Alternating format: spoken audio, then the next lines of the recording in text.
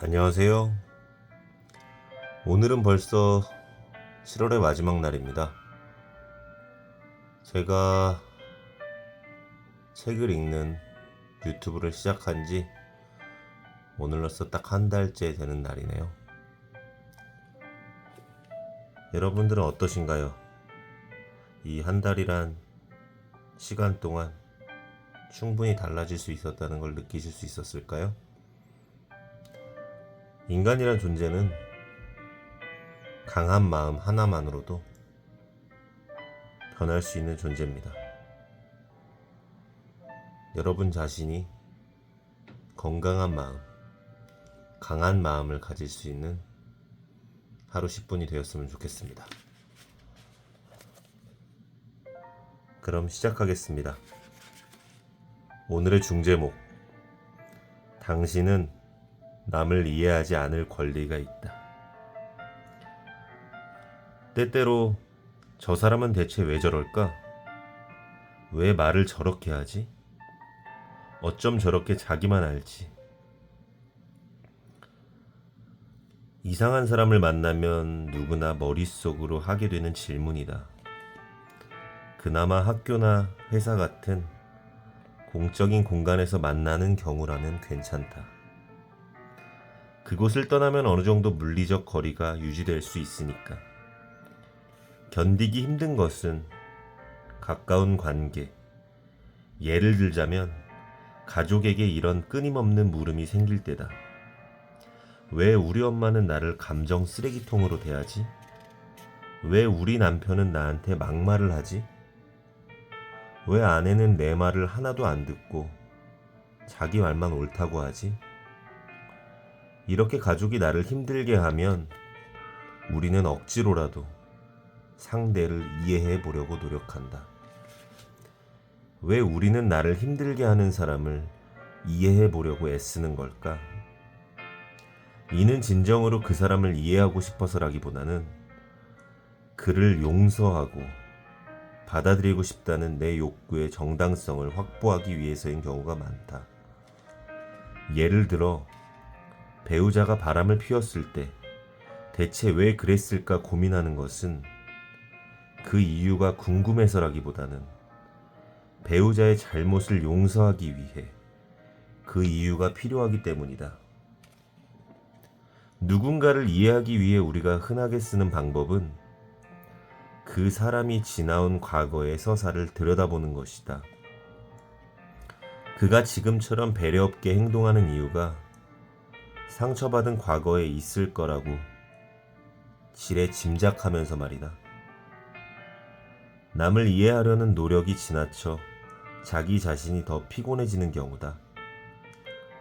쓸데없는 에너지 낭비가 시작되는 것이다. 우리는 살면서 인간관계에서 필요한 태도는 타인의 서사를 이해하는 것이 아니고 주어진 상황을 객관적으로 바라보는 것이다. 타인의 서사를 이해해 줄 필요는 없다. 우리가 누군가와 관계를 맺는 건 지금, 현재, 여기에서 일어나는 일이다. 회사 상사가 어린 시절에 부모에게 학대를 당하면서 자랐다고 해서 부하 직원에게 막말과 욕설을 하는 게 정당화될 수 있을까? 오늘 아침에 부부싸움을 했다고 해서 김대리에게 짜증을 내도 되는 걸까? 회사 상사가 어린 시절 부모와의 관계에서 쌓인 분노와 아내와의 갈등을 엉뚱한 곳에 화풀이 한다면 한강에서 뺨 맞고 종로에서 눈을 흘리는 격이다.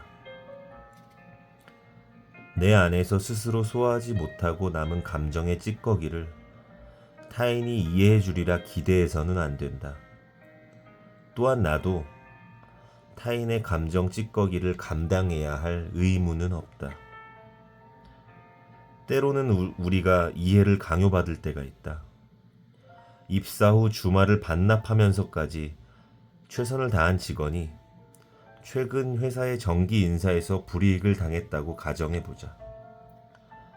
과장으로 승진할 차례였는데 오너 패밀리 한 사람이 그 자리에 발령받게 된 것이다. 이때 상사로부터 대표님이 워낙 가족 사랑이 남다르신 분이잖아. 이해해줘. 라는 말을 듣게 되면 어떨까?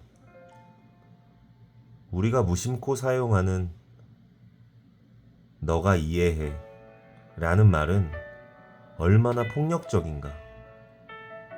이해는 남이 강요한다고 해서 되는 것이 아니다.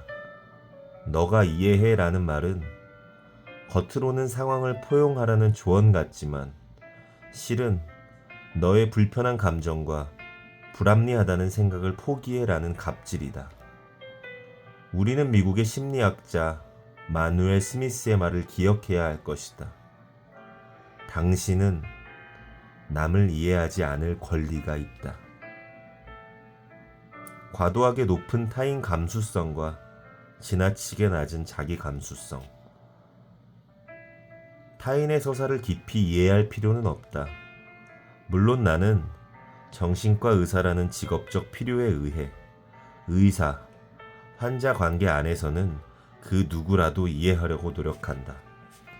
그러나 나처럼 특수한 경우에 있는 사람이 아니라면 자기 자신의 서사만 이해하면 된다.